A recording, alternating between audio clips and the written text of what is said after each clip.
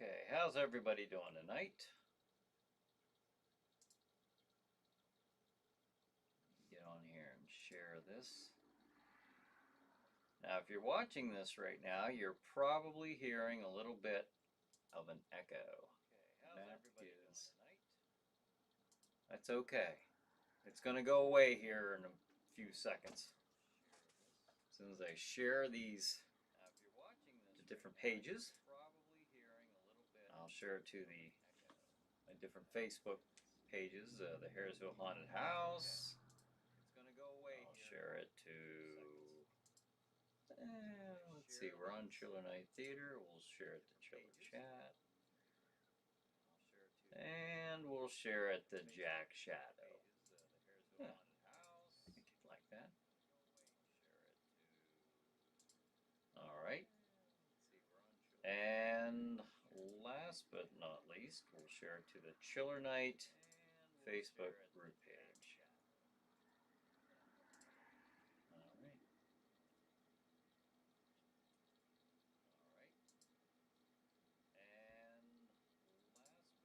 Okay, now we should have eliminated the echo. Now I'll get the chat page up so I can see if anyone's chatting anything.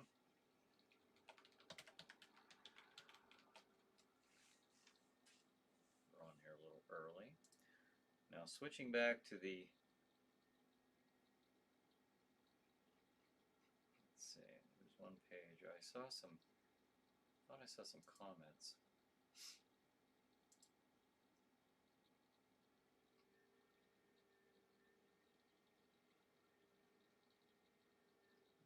Okay. Who's right? Carrie says, can we still comment? Yes. Yes, you can. John says, greetings again. Hey, John, thanks for joining us. Mary says, hello. Hey, Mary, thanks for joining us. Yes, you by all means, you can still comment, ask questions. The only thing I might do is like I have some questioning, of course, for the guest tonight, Leah Dawn Madden, and she'll be talking about fairies, and are they just mythical folklore, or do they actually exist? So we'll be talking to her, and I'm going to try to get your questions and comments in the beginning right along, but I'm definitely going to try to get them in like halfway through is when I'll really try to get them. Might not be able to get them at first, but I'm not ignoring you. I'm just got a lot of things I'm looking at, so hopefully I get everybody's in. Tom says, good evening, Tom. Carrie says, Cassandra, don't put that snow shovel away. That broom won't work. You just never know in Pennsylvania. You need one in the morning and the other in the evening. All right.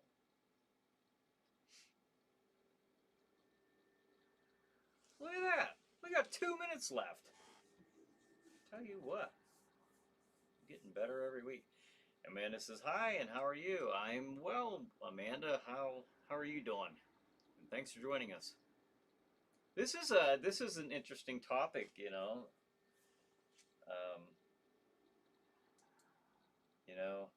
of fairies. I've never had anybody on the show talking about that, so that's pretty cool. All right, well, we got about a minute, so let me pull up this phone number here. We're almost there. Okay. Soon, thanks to Tom, I will have the ability to have audio and video up here instead of just a picture, so it's coming, folks. Tom says, interesting fairy-sized Jack Shadow behind you. You noticed that? You saw that? Okay. I was wondering if anybody would notice that. I just I just slipped that in with all the other figures: Boba Fett, Frankenstein, Dracula. So gotta gotta have Jack on the shelf. Craig says hi. Hey, Craig, thanks for joining us. All right, folks, it is 8 o'clock. Here we go.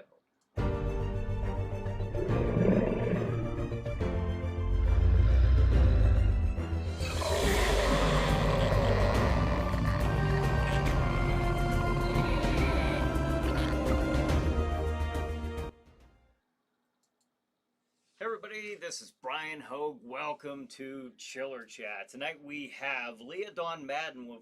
She'll be joining us and talking about fairies. Now, when you think of fairies, you think of cute little fairy tale Tinkerbell characters, but we're actually going to be talking about not only the folklore and the mythical aspect of it, but whether they actually exist. So that will be a very interesting episode. But before we give Leah a call, I want to remind everybody, if you live in Northwest Pennsylvania, you might want to check out the 13th annual Butler Paranormal Conference. It's in Lindora, Pennsylvania, and that'll be this coming Saturday on the 24th, and I believe that's from 10 a.m. until 7 p.m. So if you live close enough, you want to check it out, by all means check it out. I know I'll be there for a bit, walking around and meeting people. So hope you get a chance to do so. If you see me, come up, introduce yourself. And let me get Leah on the phone now.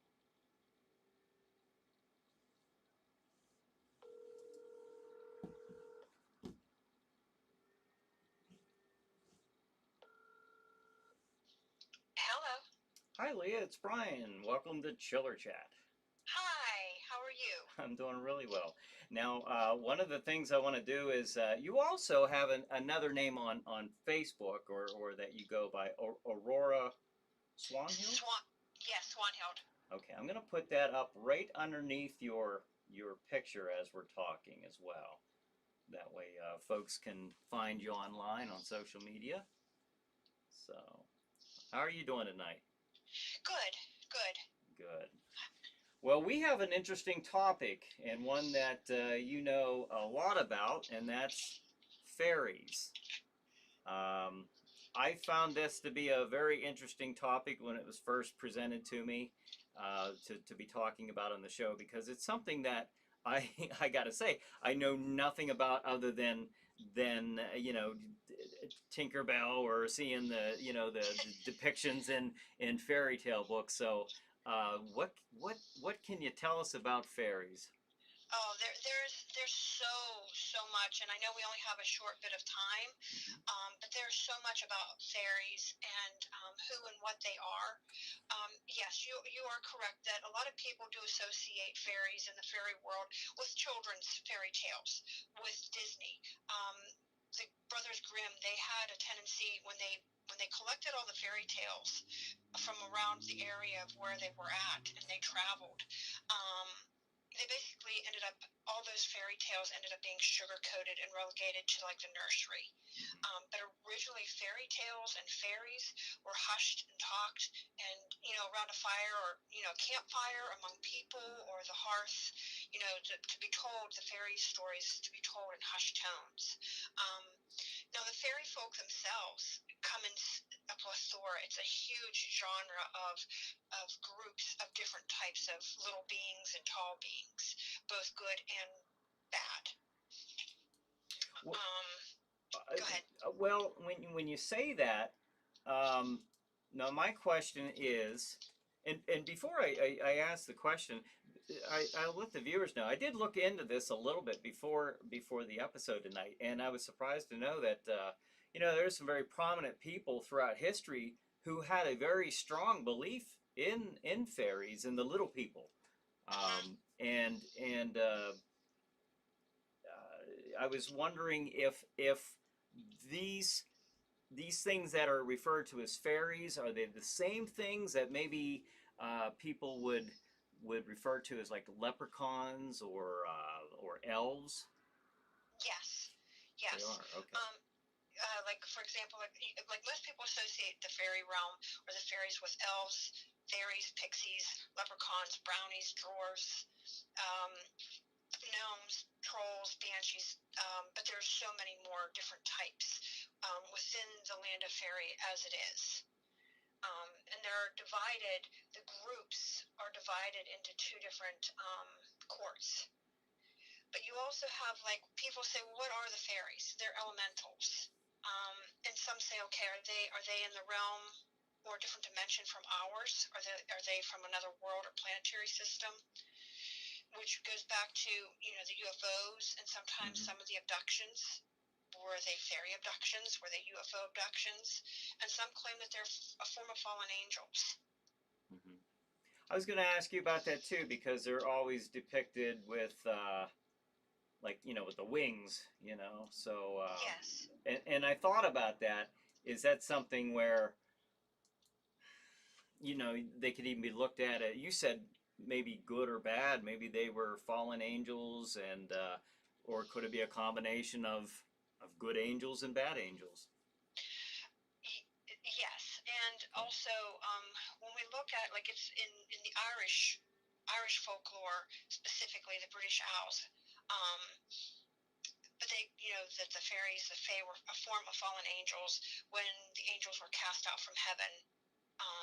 At that time, thousands of years ago, were cast out, and then they became, dwellers of the earth, in the lakes, in the earth, among the nature, and then also the demons of hell. And another form is also because of when the Christian church started to rise, they demonized a lot of these beings. Making them, to turn the old world beliefs, the pagans, what have you, to draw them into to the new religion, let's say, of the time. They demonized a lot of the fairy folk. Okay, but like, we always think of them as cute little friendly beings, and like you had mentioned, and like what I had seen today, is that wasn't the case in a lot of the stories, a lot of the tellings. They were feared. They were very much feared. Yes, they were very feared. Whether they were now the two courts that they're divided into is the Seelie court and the Unseelie court. Now the Seelie court are considered very good. They're light beings. They're helpful. They're more friendly to humanity. Whereas the Unseelie court, they're dark, they're sinister, and very malicious. But regardless of what court they're in, there's always that gray area, and they should be feared. They should be revered as well as feared. And did you say, like, the idea of goblins, I would imagine, fall into that category as well? Yes, your goblins, your hobgoblins, your red caps, all of that. And you have the most very, very beautiful beings as well as the most terrifying beings. So it's like I said, it's a huge circle, if you want to say, of many, many different types of beings. Even, like, there's a fine line between the fae and mythology, because even the satyr-like beings are considered part of the fairy realm. And the satyr beings are the half man, half goat in mythology. Oh, okay. Wow. So these all, in some way or the other, fall into the same category, you're saying? Yes. And is it your belief, from what you've studied and everything that you know so far, is it your idea that these are fallen angels? Or do you have a different explanation for them? I have yet to really determine that as to what,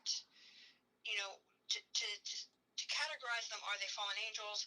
Are they, from, another planet? Are they part of the UFOs and abductions, that have been going on for millennia? Are they, from a different realm?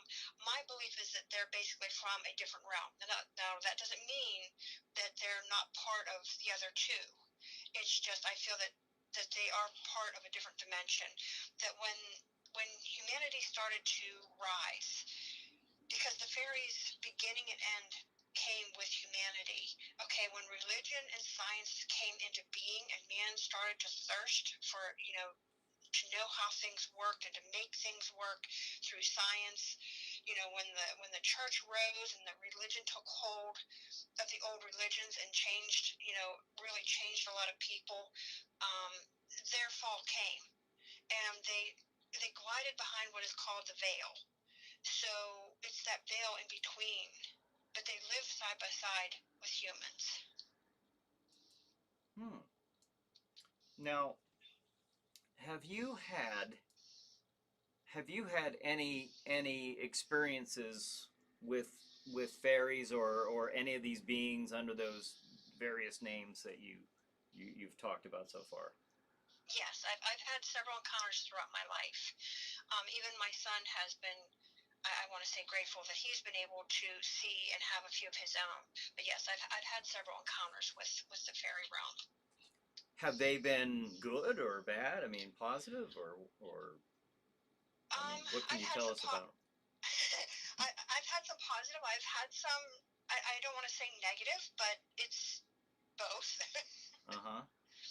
Oh, well, I know that we have some questions, and I everybody, I'm going to try to get to the questions. This is intriguing. This is very intriguing to me. This topic here. Uh, one of the questions here among several. I'll pick out the shortest one here, or one of them. John says, "Are fairies just confined to European folklore?" And then we'll get to your experiences, Leah. If Okay. Actually, no, they aren't. A lot of people feel that fairies are from Ireland, Scotland, England, Wales, the British Isles, but they are worldwide. Every country and every race has their own fairy tales, their only fairy encounters. They have their own realms. So even if you're looking at, say, Poland or Norway or China or Japan or the Native American, they all have their own form of fairy beings. So it's in every culture. Okay, that's a good question. All right, so your encounter and you when was your first encounter with one of these beings? Oh, I was young. I mean, I've always been able to connect with the fairy realm. So I was very, very young, and throughout my years, I mean, as I've gotten older, I've had other encounters. But I can remember seeing fairies as a young child, as a preteen or young adult, um, and then later on into my adulthood, I've had harsher or different types of encounters, I should say. And where would the encounters take place? Were you in a wooded area? I guess we think of the forest, with all these stories, the fairy tales and stuff. But could they appear anywhere else? Fairies can be anywhere and everywhere. They can be in the forest, they can be in the water, they can be in the mountains, they can be in the meadows, they can be in the cities. There's different types of fairies, and they can dwell anywhere. And a lot of times, wherever they dwell, the majority of them are guardians of where they dwell. So they protect, and they're very close to animals. And a lot of the animals that are very attuned with and close to the fairy folk are, say, your birds, your fox, horse, cats, and dogs, and rabbits. Okay. Yeah, I noticed when I was trying to find images and stuff, a lot of rabbits would come up. I mean, a lot of Yes. rabbits, and so somehow they get associated with fairies, evidently. But now, did these beings, did they communicate with you in any way? Yes, they do. And a lot of times, too, it's a telepathic connection. Mm-hmm. So it's not always verbal, it's telepathic. I've heard the fairy music, of course, as well. The one encounter, I've had several encounters with a banshee. And if anyone knows anything about a banshee, she comes in different names and different types. But basically, a banshee is the foreteller of death. She's the harbinger of death. And I've had encounters with her.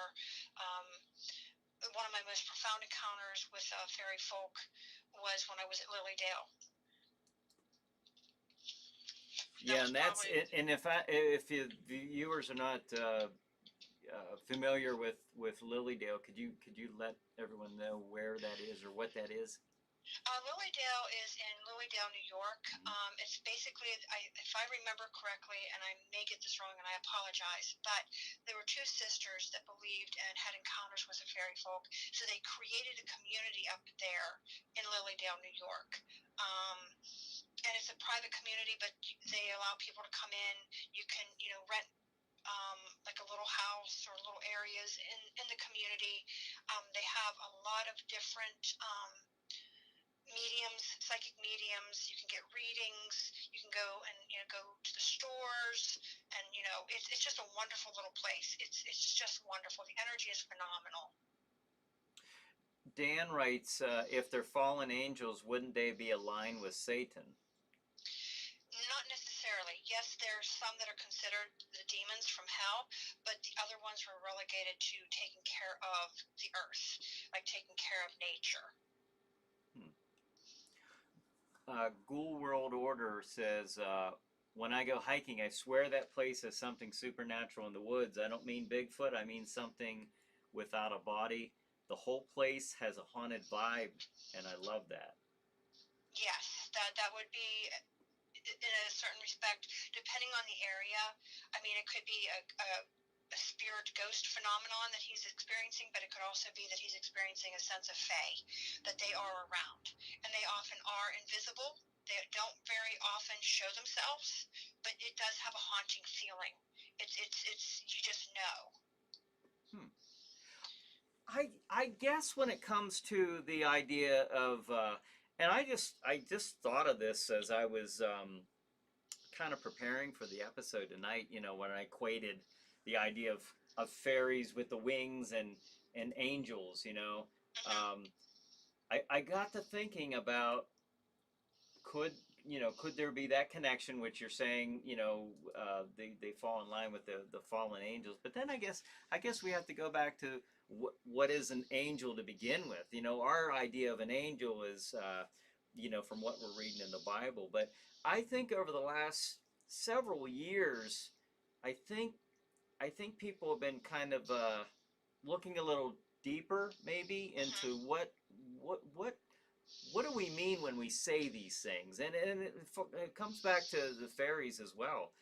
I get this image in my head when I hear the word fairies, the little the Tinkerbell wings and stuff like that. But and then when you think of an angel, you get another image. But what are they? Like that's what I find so intriguing is looking into what exactly these things are, and if they are invisible or if they are existing within in between a veil of the living and the dead, or our world and the next. What's that mean? Are they? I guess I'm just it it it intrigues me a lot when I think about this idea of interdimensional, because I've just recently, within the last couple of years, started thinking about this, and that can apply to all this stuff, whether it's the Fae, whether it be what we consider aliens or angels or demons. That kind of expands our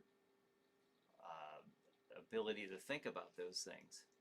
Yes, and if you look at a lot of art today, like in recent, and I'm talking like the recent century and what have you, back to the 1940s and the 50s and 60s, if you look at like the abductions that have occurred through UFOs and what have you, if you look further back into the fairy folk lore, amongst the people and the cultures, they're very, very similar. They might say boats instead of saucer, or they might say, a castle in the sky, things like that. But it was the connotation of whatever they thought at that time was symbolic was reflected back to them. And you have people that were abducted, supposedly by the fairy folk, to be brought back. Maybe they thought it was an hour later, and it could have been days or weeks or months later. just as it is now. I know that there's, with the 411 abductions and missing people, there have been thoughts that, is it part of the fairy realm? The 411 abductions. I briefly saw that as I was looking through content today. What is that? It's basically people that go, especially in national parks, national areas, and forests, and tropical areas, that they seem to just disappear. Sometimes they're found, and sometimes only their remains might be found, or they might find shoes, their backpack. And a lot of times the people that go missing are people that are well-known hikers and so forth. They're naturists. Mm-hmm. And I've recently been looking into that aspect with the fairy, with the 411. So that's something that I've actually recently been researching.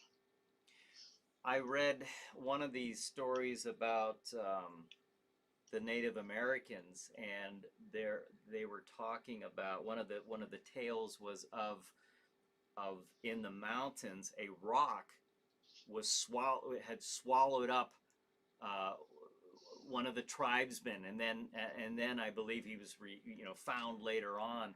But you said something earlier that made me think of that.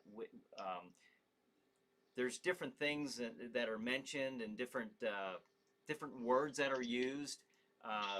That rock could have very well been, I don't know, could have been even a UFO or a drone of some type or a fairy Correct. mound, or I mean, it's hard to tell, Right. And if you even want to take that further, if you look at the story of the Pied Piper, the children being led into the mountainside and then never seen again. See, that goes back to maybe what the Native American, he was swallowed by a rock and then he was brought back. Do you see?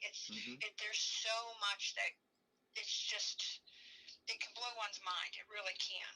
When you're researching, when you're looking, when you're reading, and it's just, there's so much. Ghoul World Order says the Banshee is closely connected to the Irish goddess Morrigan, and I'm not sure if I'm saying that right. I'm not familiar with that. She that's one form. Is a harbinger of death. Huh. Yes. I've had several encounters with the Banshee.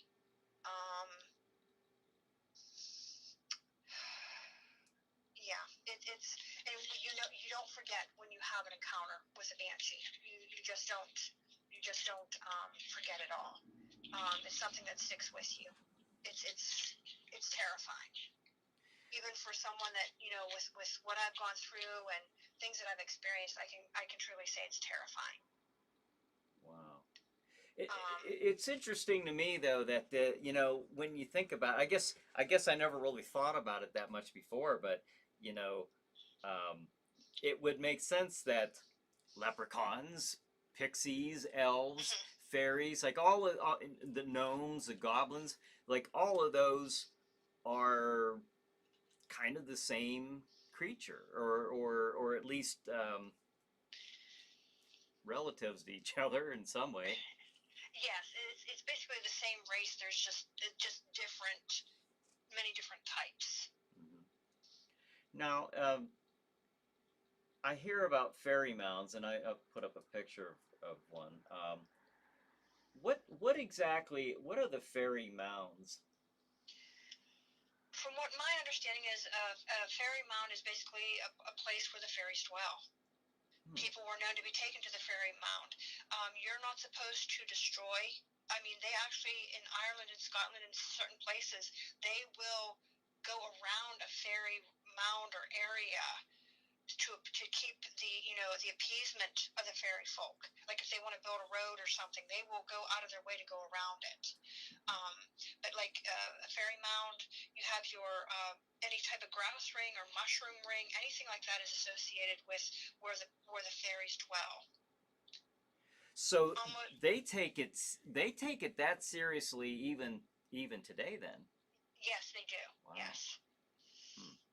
And I'm sorry, I cut you off, Leah. You were going to say something, I think. Oh, just that they're considered like the fairy mounds, your fairy rings, like the mushrooms and so forth, are considered like if you step into one, you might be transported to their realm. Oh, wow. So you're never supposed to, and it's disrespectful. You shouldn't, step into one or onto one unless invited, and then you really don't want to go. Yeah, that brings up another thing I was looking at as well, and that is, they believed that when you met the fairies, um, you had to speak a very certain way as to be very careful not to offend them. Yes, yes. You have to be very, very careful. And when you do any type of offering, like say during Halloween, which would be Samhain, or Midsummer's, or even Yuletide, which is Christmas time, you do any type of offering to a fairy folk of any kind, it needs to be from the heart. It needs to be from the depth of your soul, and you need to be very humble when you do that offering, or if you're asking for help or giving, I don't want to say a prayer per se, but when you're asking for help, you have to be very, very humble, because they will see into your soul. And what depending on how you are, what if you're just asking to be greedy, they see that, or if they see that you are truly sincere and humble, that will determine how you're going to be answered.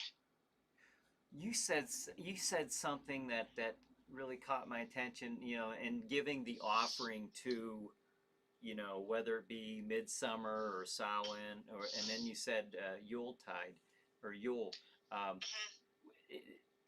And that got me thinking about Santa Claus and the elves. Like I wonder how all that got started. And I know that might be a big discussion, and I know we only got about 3 minutes left. But I mean, do you know anything about that? I mean, and if so, are you able to tell us in a condensed version? It's basically based off of goodness and virtue. It's a Santa Claus. The whole theme of Santa Claus is if you're good, you'll receive a gift. If you're humble, you'll receive a gift. Same with Elves and the Shoemaker. It's the same thing. It's like, go ahead. Oh no, I was just going to say that's amazing to me, because like when I started looking into this, I didn't know anything about them, but as I began to look into this topic, I was amazed at just how much there was on it, and how much people to this day are 100% claiming that these things are out there, and to me that's no different than the belief in aliens or Sasquatch or something, anything like that could be from another dimension entering ours or coexisting with ours. Right. And to give you an example, back in 2012 when I had gone to Lily Dale, it was the first time I'd ever been there. And I'll make this very quick, but I went with a group of people from Proof, the ghost group that I work with, a couple of the people from there. And during the time, my one cat at home, I had a sitter, and she said she's really doing bad. She's going to die. She's calling me, she's texting me, and I couldn't leave because I had no way home other than with my friends. So right before we left, because we were there for like 3 days, I went into the forest. I had made a plate, an offering of cheese and fruit and what have you, and found a little place in the forest, the fairy forest, and I asked that I would come home, and that my cat that I loved very, very dearly, that she would be alive, that I would be with her when the time came. And as I stood to go, I got that feeling. It was like a shimmer, and I looked up, and he was standing there. He was glorious. He was the guardian of the forest. He had long brown hair, a goatee. He had on brown and green clothing, a red cape. He had a staff in his hand, and he had antlers on his head, and all he did was nod. When I got home, it was like she'd never been sick. Now, that was in July, and she finally passed in September as I held her. She quietly crossed the Rainbow Bridge. So they granted me my wish because I was so humble. And that's what I mean by how you portray or how you ask for something is how you're going to be given or receive whatever you've asked for. Wow, there's so much to this, and this is something I honestly feel that we could go on and on about, because I think it's a very enjoyable topic, very interesting. But we're at the end of the show, if you can believe that already. I'm putting up your email, leah.madden@gmail.com. Right, and then there's another one that you can also do if you want to put up as well, is Lady Briar Rose. Okay, Lady Briar Rose. Yes, and that's BRIARROSE. Is that at gmail.com as well? Yes, okay. yes. Okay. All right, and also on social media, folks can get in touch with you at Aurora Swanhild. Am I saying that right? Okay. Yes, Swanhild. Yes, yes. Okay. All right. Well, it's been such a pleasure talking to you. What an interesting topic. And we had comments, and I just and folks, I'm sorry, I didn't get to a lot of your comments, but thanks for joining us nonetheless. But Leah, I got to have you back on as soon as I can. It's been a while, and I don't want that to. It shouldn't be that long next time. So, but thank you for being on the show tonight. Well, thank you very much. I truly appreciate it, and I really enjoyed myself. This is one of my passions, so thank you so very much for allowing me to talk about it. Oh, you are very welcome, and the pleasure is mine. So thank you very much, and have a good night. You too. Have a good night. Thank you. Hope I didn't cut her off there. So, but folks, thank you for joining us tonight. It was a very, very interesting chat that we had. So, thank you for your viewership and your participation. And have a good night. Have a good chiller night. We'll see you next week.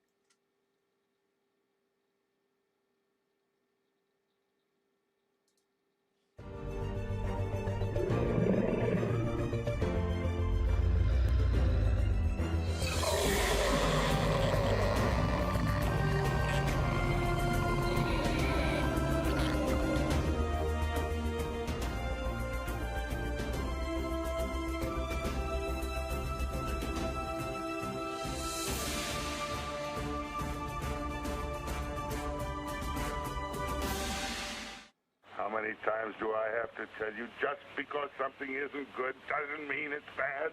Oh, jeez.